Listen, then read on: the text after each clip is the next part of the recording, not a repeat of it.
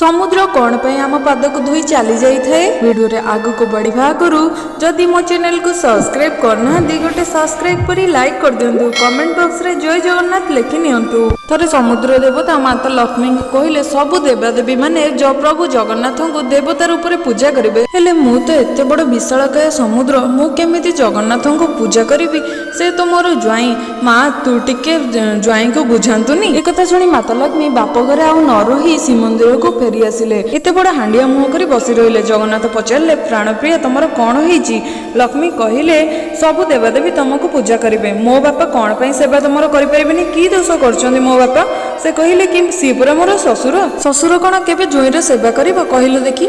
लक्ष्मी शांतरे कहउचंती तेबे किछि गोटे बाट बतई दियो। भगवान कहउचंती तुम बापा को कहिदबो जेतिक भक्त मो पाखक आसीबे से समुद्र कूल को तुम बापा आपे आपे आसी तांको पाद धोई दिले से हबो मो पई सेवा तांकर।